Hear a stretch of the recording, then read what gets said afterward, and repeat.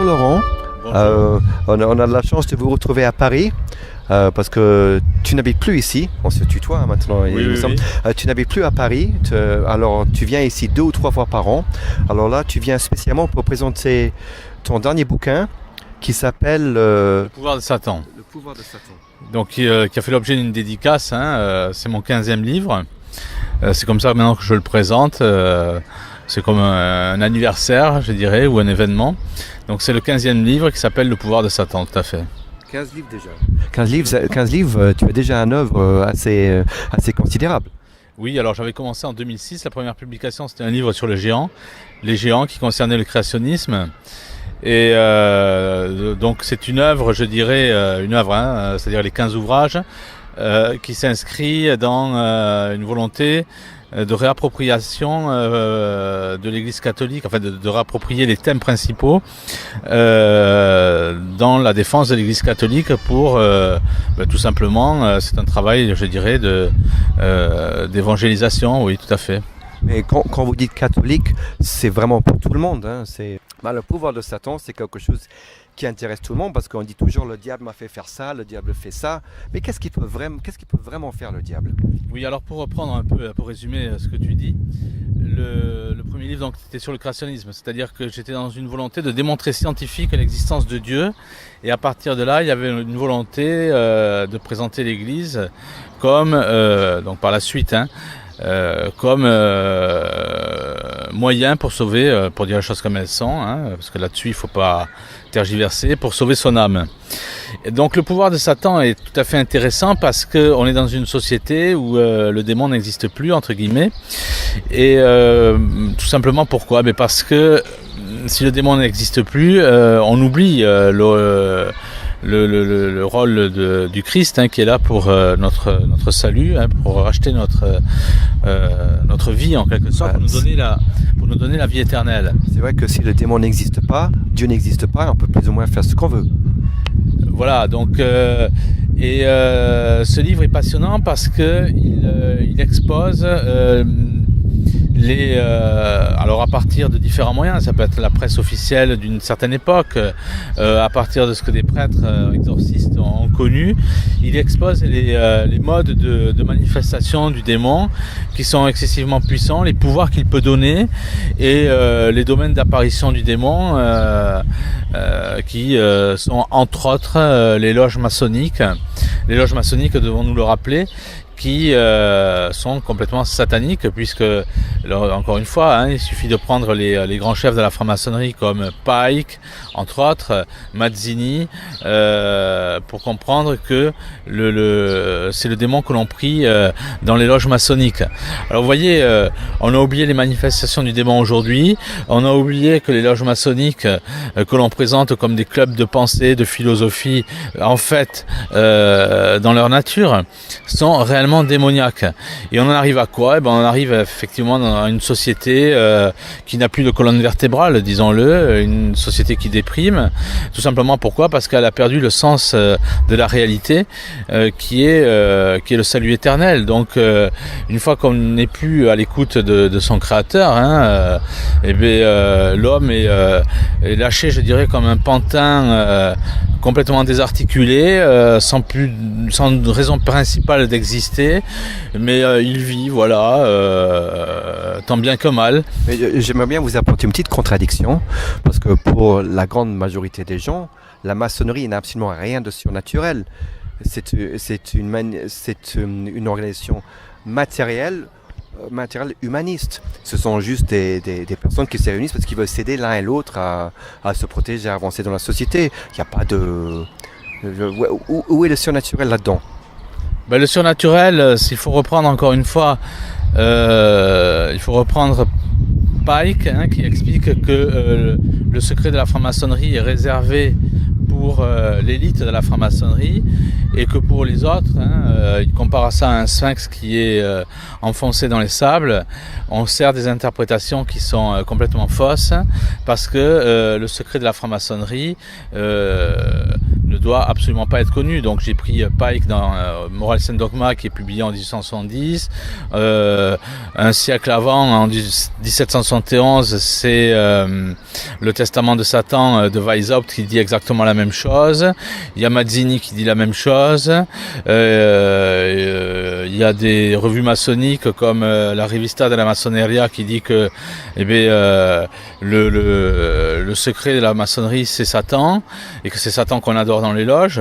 Ou alors si je prends quelque chose d'extrêmement moderne, je peux prendre un professeur d'université qui est anthropologue en Italie, qui est suicidé en 2005 si j'ai bonne mémoire, et qui expliquait que nous sommes passés d'une société communiste et matérialiste à une société sataniste et maçonnique.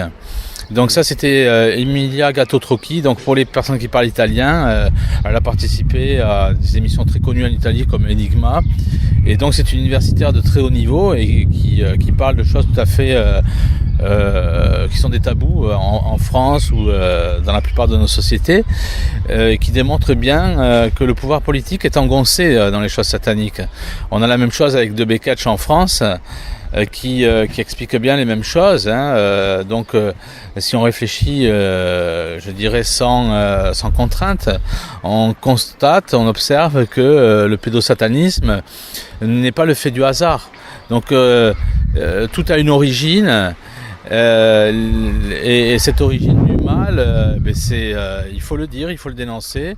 C'est Satan qu'on veut faire oublier dans nos sociétés. Pourquoi ? Parce que l'homme doit perdre toute notion religieuse et il doit perdre de vue l'existence du Christ qui est là pour nous donner la vie éternelle, tout simplement. D'accord, alors si j'ai compris, ce que fait les loges, c'est de rendre la vie matérialiste à tout le monde. Ils excluent le surnaturel pour que les gens croient que ni le diable ni Dieu existe. Comme ça, ils pensent qu'ils peuvent faire ce qu'ils veulent et puis c'est comme ça que le diable les possède. Oui, c'est-à-dire qu'en théologie, on dit très simplement que la neutralité n'existe pas. Soit vous êtes avec le bon Dieu, soit vous êtes dans le camp adverse. Mais si vous n'adorez pas Dieu, censément vous allez dans le camp adverse. C'est ce que dit un auteur que je n'apprécie pas du tout, puisque il y a un livre qui avait été publié aux ACRF, les Amis du Christ Roi de France, qui présente donc Léon Bloy comme écrivain sataniste. C'est un livre donc qui a été écrit par un docteur en lettres qui s'appelle Barbier. Voilà. Léon Bloy disait celui qui ne prie pas Dieu prie Satan. Donc je ne me réfère pas à Léon Bloy par rapport à... Pour moi, c'est pas une référence ni théologique, ni philosophique. Quand même, le Christ a dit celui qui n'est pas avec moi est contre moi. C'est pas très très différent. C'est tout à fait ça. On rejoint effectivement ce que dit le Christ.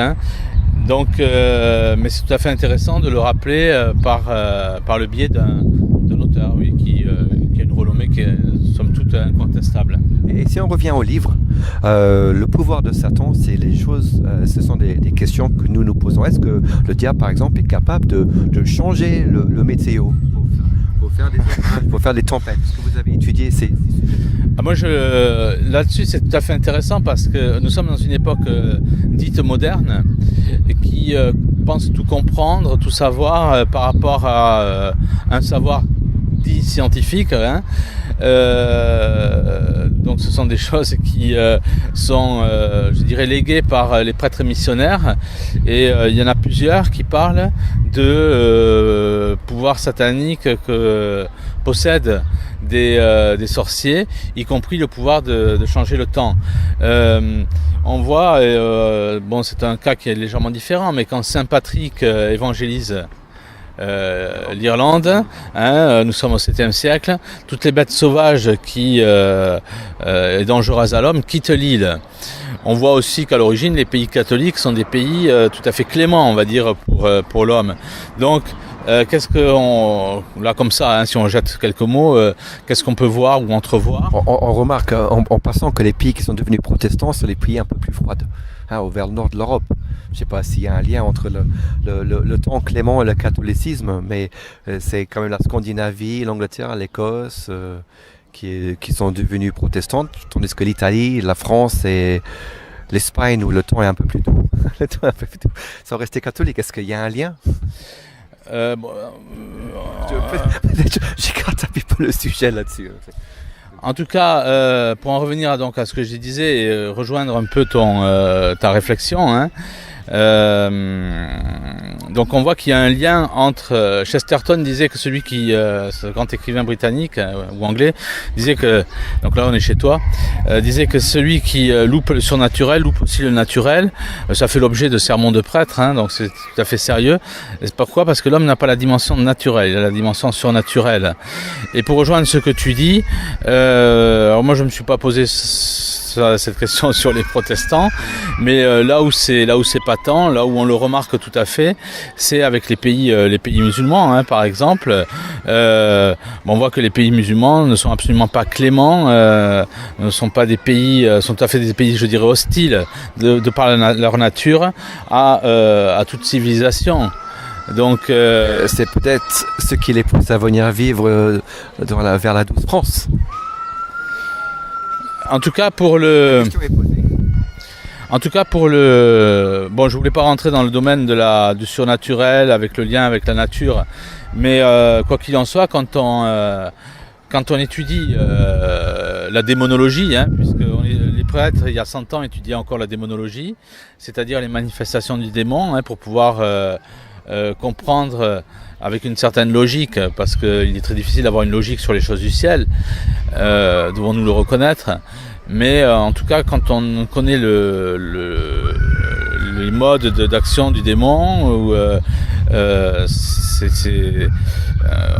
ça aide, je dirais, hein, immanquablement dans le combat qui nous oppose à lui.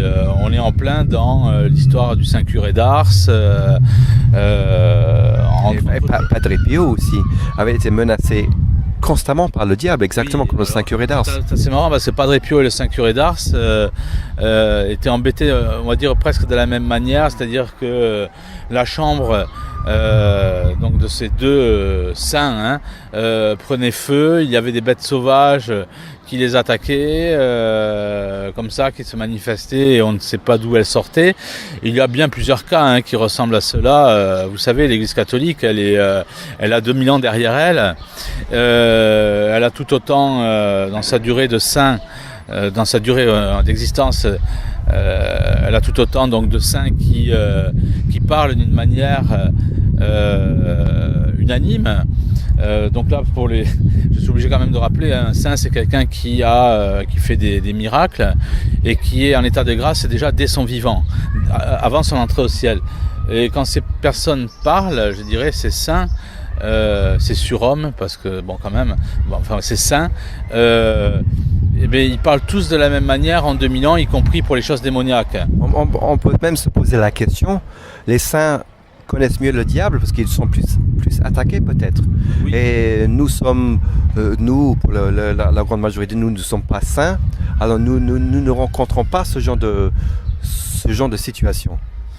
Alors là, on est dans la logique, par exemple, c'est une phrase de mon livre, quand le démon parle, il dit je n'interviens pas contre les hommes parce que je les récupère après.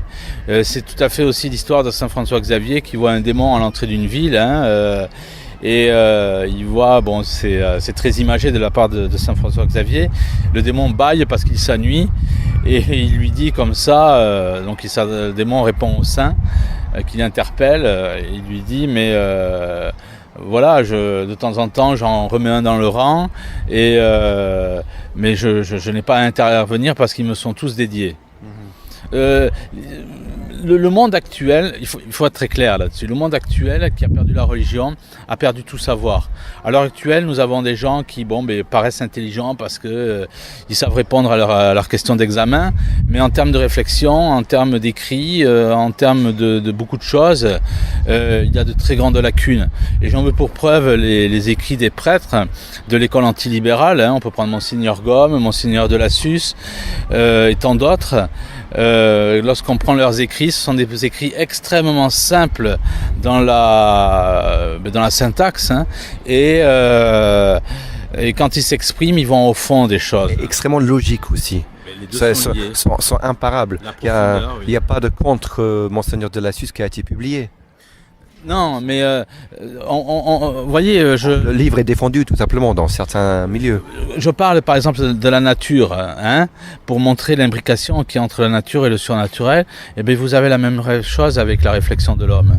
C'est-à-dire que l'homme ne réfléchit pas par lui-même, il réfléchit avec le don de l'Esprit Saint. Et vous avez comme ça des saints qui avaient le don des langues, notamment un qui a été un très grand jésuite, Athanase Kircher, au XVIIe siècle, qui est décédé en 1681 et qui parlait, ça a été un record de l'Église catholique, qui parlait 29 langues, qui était archéologue, qui avait d'autres casquettes, je dirais, hein, pour reprendre un terme actuel. Oui, parce que vous avez déjà fait référence à Athanase Kircher dans le livre des Géants. Oui, Et aussi dans le livre de l'île de Pâques, il me semble. j'en fais référence dans le livre effectivement des géants, oui, tout à fait, parce qu'il a étudié, les géants.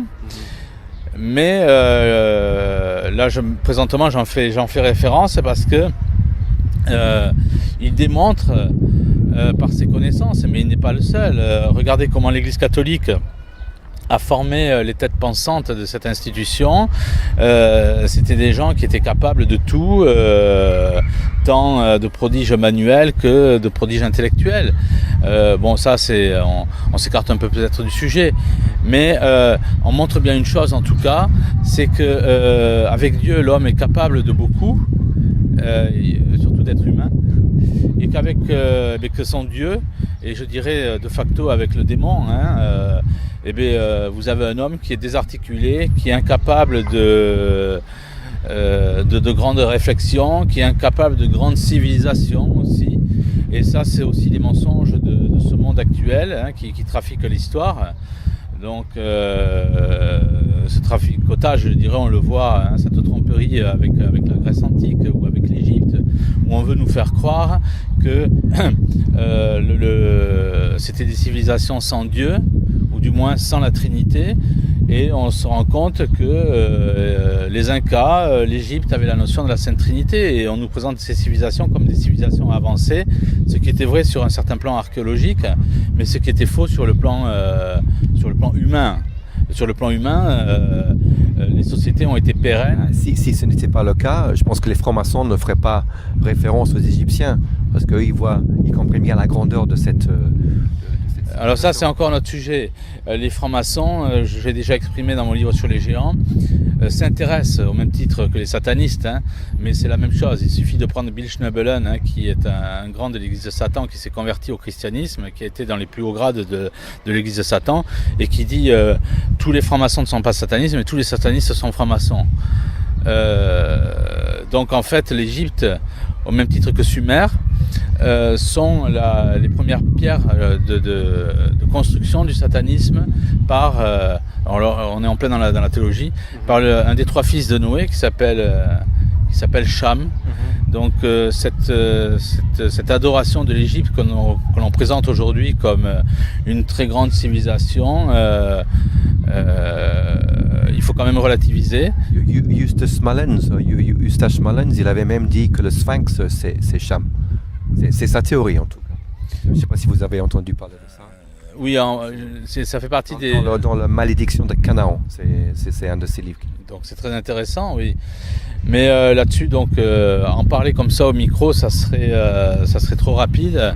Ce sont des thèmes, vous savez, qu'il faut débroussailler avec beaucoup de patience, parce que ça demande beaucoup d'explications, même si elles sont très compréhensibles. Mais en tout cas, bon, voilà, il y a des livres. Enfin, je voulais pas en faire.